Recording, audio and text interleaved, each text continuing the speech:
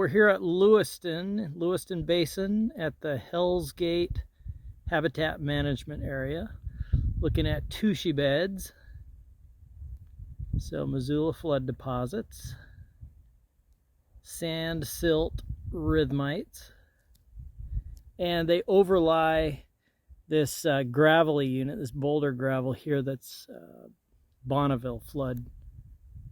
The silts and sands, so these rhythmites from the Missoula floods, and then below that a Bonneville flood deposit, so boulder gravel from the Bonneville flood with pebbly coarse sand matrix, totally unconsolidated, just a very, very weak cement.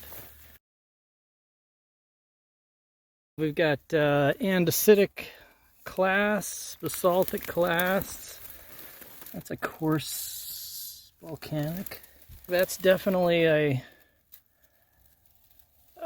intrusive igneous rock. So there are quartzites in here, I think. Yeah, here's a quartzite.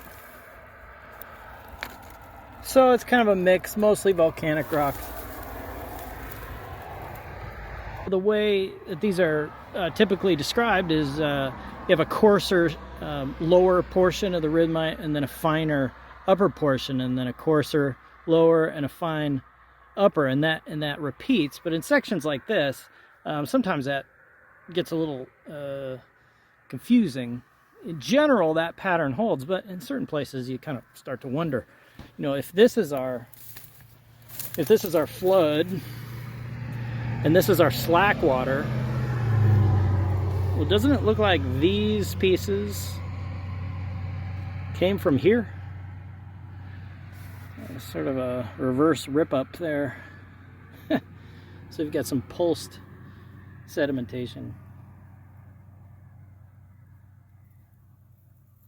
Think about kind of the depositional environment, the setting that we're dealing with.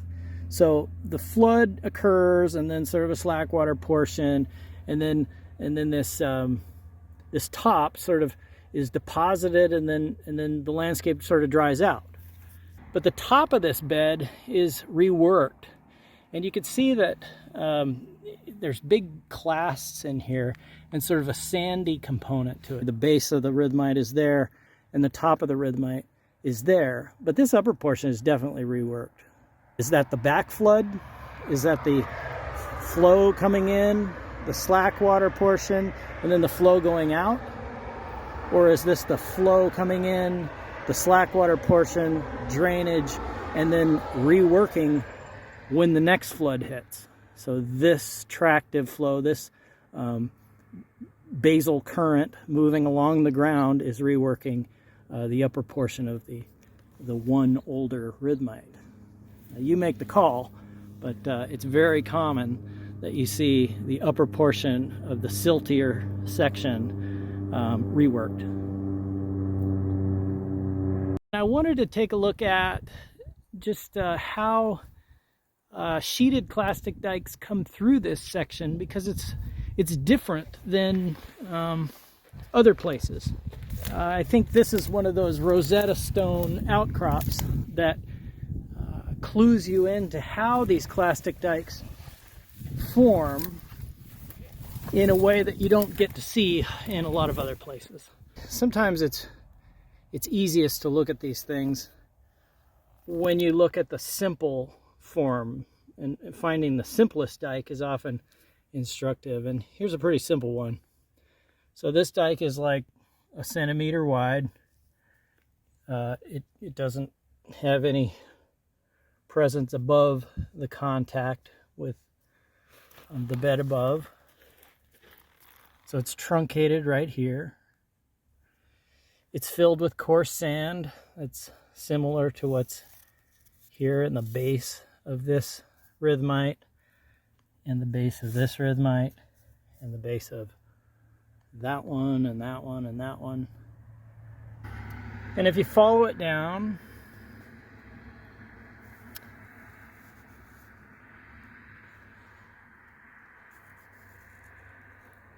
it terminates probably right there. We don't see it anywhere in the sand. and it looks like it stops right there. So this dike is stair-stepping through the stratigraphy at a small scale. And that form is repeated in the larger structures that are in this outcrop. Here's another example. Same bed, same scale of dike, same geometry. Everything about this dike is similar to the last one we looked at. It's truncated at its top, it's filled with coarse sand, it kind of wanders through the strata, and it actually turns left here and then terminates right there. It doesn't make it down into the next bed, and it's truncated at its top. Here's another one. Truncated at its top, about 1 centimeter wide, single fill dike. You can see a more well-developed silt skin on either side. And it comes down and terminates right there. And again, so another example, maybe a 2.5 centimeter wide dike, so about 1 inch wide. Here's a coarse sand base that's feeding that fracture. That fracture descends through that silty portion, comes to here, and then takes a right, and then terminates right there. You might say that it goes both ways. Yeah, looking closer it does. So this larger structure comes down, bifurcates at this this contact between siltier sandy stuff and coarser sandy stuff. So you've got a leg that goes this way and sort of micro scale stair stepping terminating there, and then this other leg that sort of pinches out right about there. I found that there's always hints in those small structures, and just continuing with that theme, you know, if you go to a place like Touchy River Road, or if you go to a place like Starbuck, or if you go to a place, oh, I don't know, Cecil, Willow Creek Valley, you know, you're going to see different variations on these sheeted clastic dikes, but no matter where you are, look for the small structures that point you towards maybe the behavior of the larger ones. And so here you see this big, more complicated dike that we can't really see the bottom of, and the top is above us, but you know, maybe it's out of reach. Let's pretend it's out of reach. We just don't see the top of this dike. So what we do see is sort of the middle, which is most common. And this little leg that comes down and pinches out there, and this little leg that comes out and pinches out there, are telling us something about the structure. Just like when you're working in folded sedimentary rocks, you know, those sympathetic, those small scale folds often mimic the larger structures, at least in part. Same with clastic dikes, that these little legs are telling you something about the propagation direction of the hydraulic fracture, the fill direction down, and you know, they're simpler. So this is a single fill dike or dikelet here, branching off of a larger trunk. There's a clastic dike that comes down and starts to taper. This is it here. It's getting thinner. And then it gets to this point, and part of it goes that way, and part of it goes this way. And we're going to chase this leg. Notice how the dike crosses steeply this silty, light-colored bed. So it's descending through that silt, the upper portion of a rhythmite, steeply. And then it takes a turn and becomes pretty much horizontal here in the coarse-grained lower portion of this rhythmite. And that dike chases that coarser-grained lower portion. And you can see the sheeting, see that fine grain lamination, or that fine lamination, not fine grain, but fine lamination. That's the dike coming through.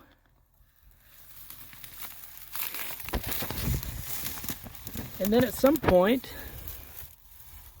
it takes another step. And you can see that it's stepping down through mostly silt. So the same number of layers, or the same number of fill bands, or the same number of sheets is here as here in this vertical portion of the dike.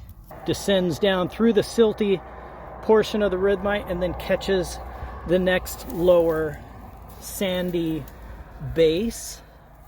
So dike moving along through that sandy base.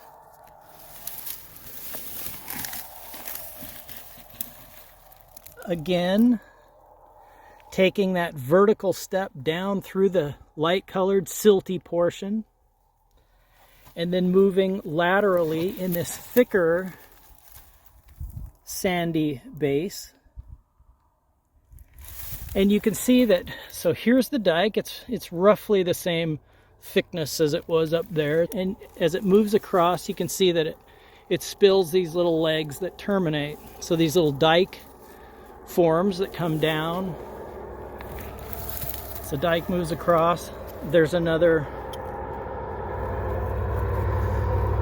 leg as it comes down. We're still basically horizontal and then dropping. Stair-stepping behavior in the dike as it comes down. It steps mostly across these siltier sections, but here it's dying out on this horizontal leg here, and then actually stair-stepping vertically across this sandier portion, which is different from most of the places in this outcrop. So we just moved maybe five meters across that outcrop and saw that dike narrow, bifurcate to a certain extent, but overall pinch downward. They're using that porosity and permeability differences, the characteristics of the silty stuff versus the sandier stuff, to propagate differently. I think that's important.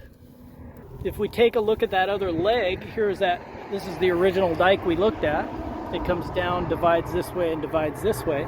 So if we take a look at this leg comes across horizontal, descends through that light colored silt, moves horizontally through a slightly coarser portion, descends vertically through that tighter silt, takes a hard bend right, moves horizontally through this bedded sand at the base of this rhythmite, descends through the silt, descends through sand, and then sort of stair steps a few times and divides again. And notice where we are.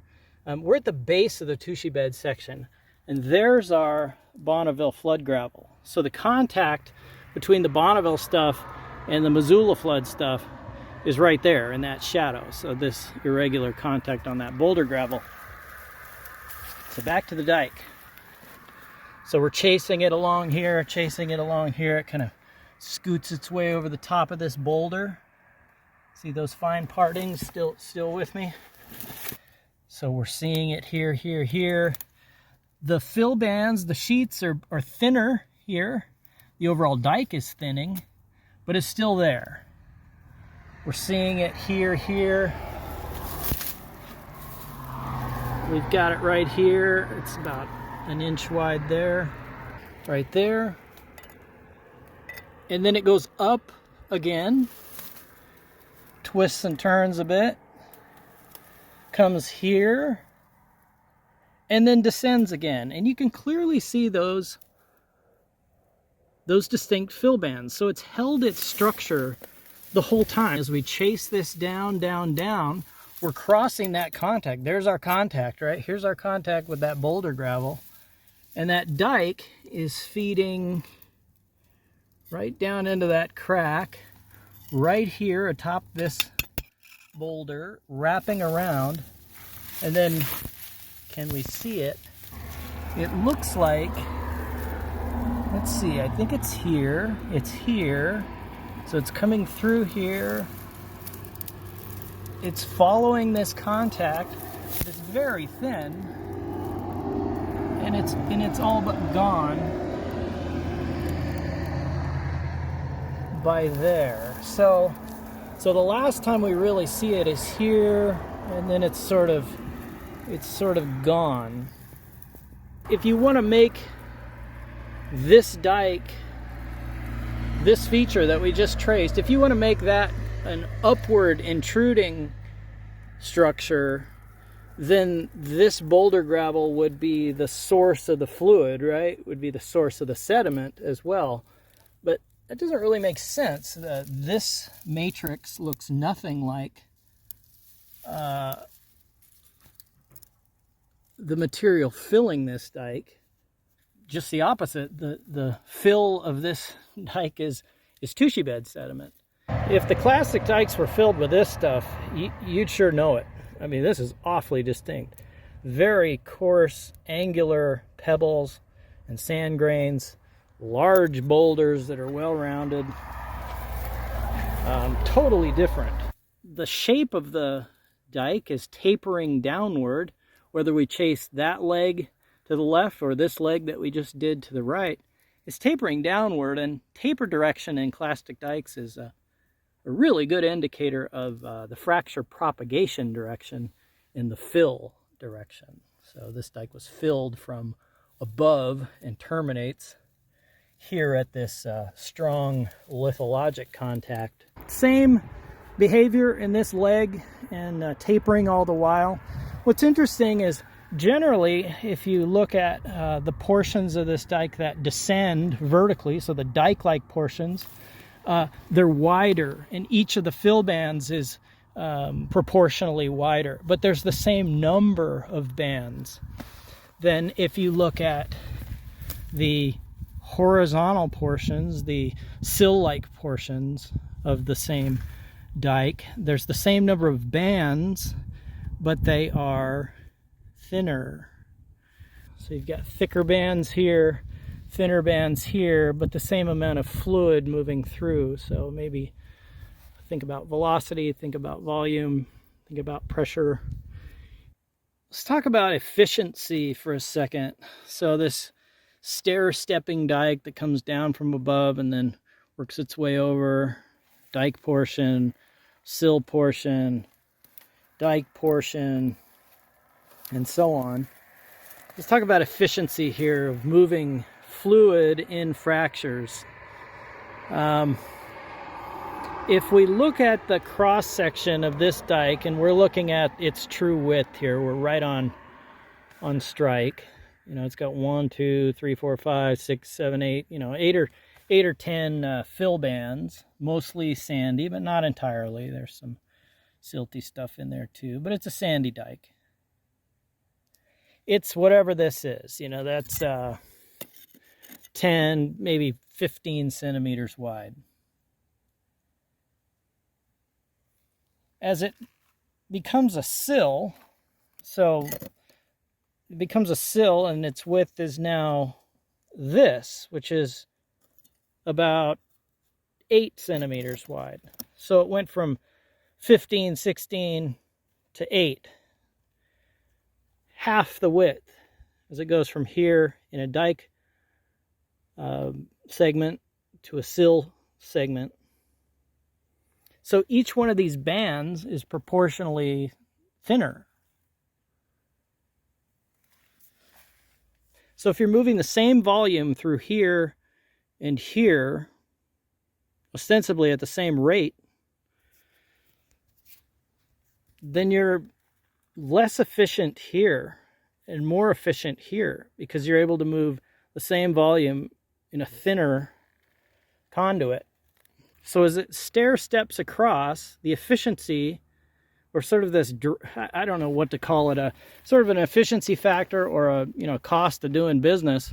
It's sort of it's more efficient in these sill segments and less efficient, more efficient, less efficient. And it's interesting how those more efficient sill-like sill segments occur with the coarser sands. and the dike-like portions, the dike segments, occur with the siltier stuff. So, you know, my thinking when I've seen more and more of this behavior in dikes is that these silts are less permeable, right? And they support fracturing first. Whereas these sands are more permeable, more porous, and they permit flow within the matrix first. So they prefer, if I can anthropomorphize, these coarse sands prefer to move fluid or to accommodate stress by moving fluid through them, through their matrix, through matrix flow. Whereas the silts are stiffer and less permeable, fracture. And those fractures, because we're talking about a flood load, which is essentially vertical, these fractures are oriented parallel to the maximum principal stress, or in the, you know, the sigma 1, sigma 2 plane. Okay, so that's kind of how I've grown to think about these things. I've looked at thousands of dikes, and when you see this behavior, it doesn't matter where you are. It's just as long as the tushy bed section has this grain size distribution and a coarse base and a fine upper and a real distinct break between those. You have to have silt, but not too much silt. You have to have sand, but not too much sand. Gravel, minor. But when you have this distribution and this bed form, you get these stair-stepping dikes. So that's my best thinking on this stuff right now. I think you can go back to sort of first principles on fracture mechanics and, you know, principal stresses and the way pressure and volume are inversely related in any conduit. And so if you just sort of follow the logic of looking at these as hydraulic fractures that are following least resistant pathways, and then look at the behavior of a silt-dominated body versus a sand-dominated body, you see the behavior in response to the same stress, the flood load.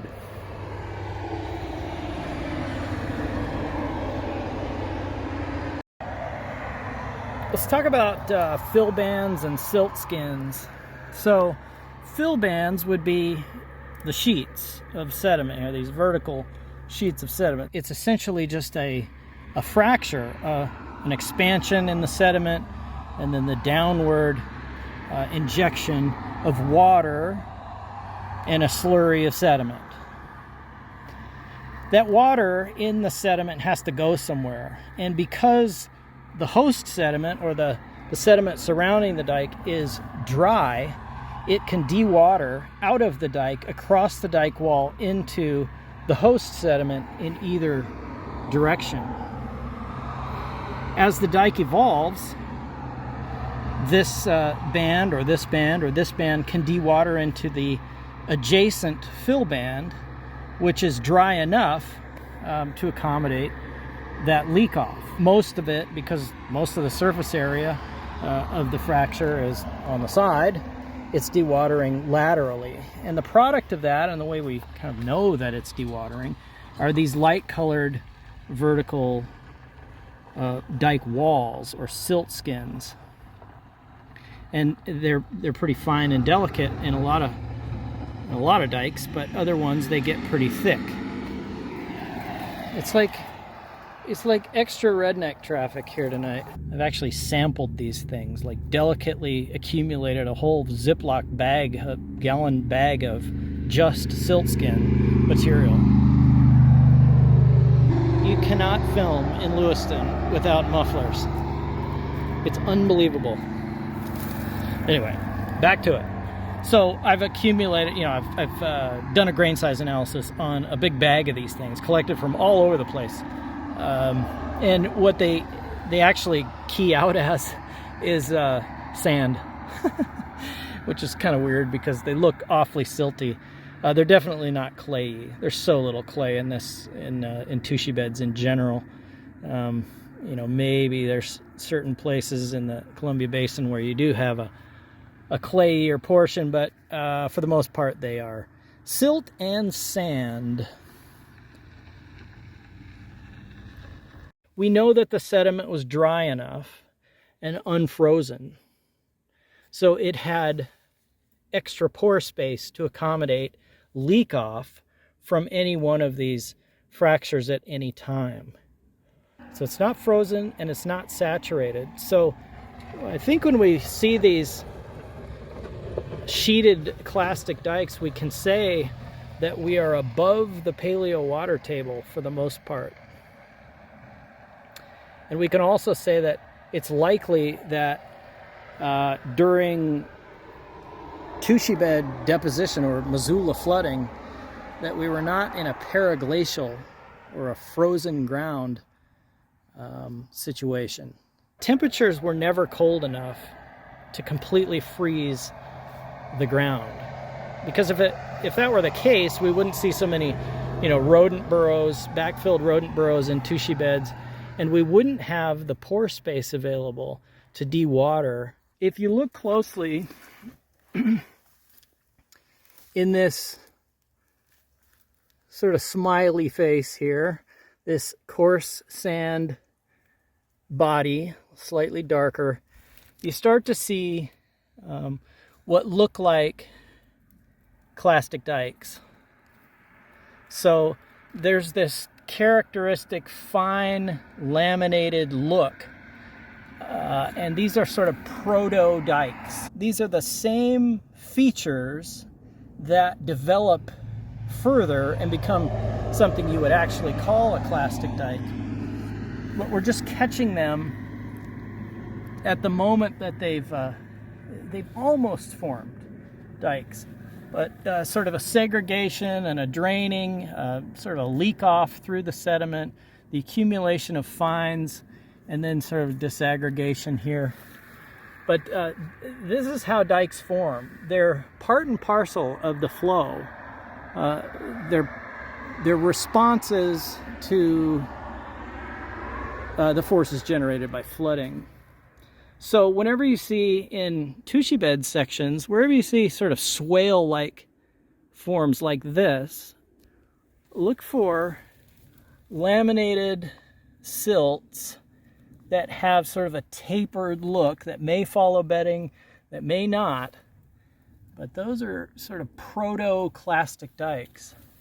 So I know other clastic dikes around the world from the literature and from seeing different places myself. Sheeted clastic dikes are rare in the geologic record. And I think that says something about the rarity of the conditions under which they formed here with respect to Ice Age megafloods. That's not an everyday occurrence, and neither are these dikes.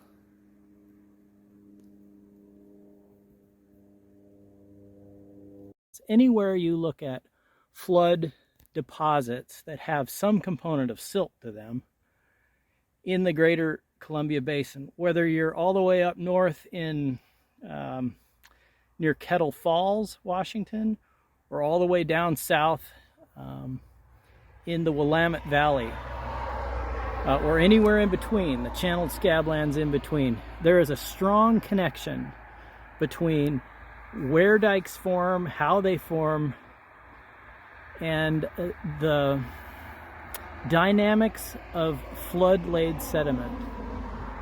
So flooding and diking were coeval, and the forces that produced the dikes were flood forces.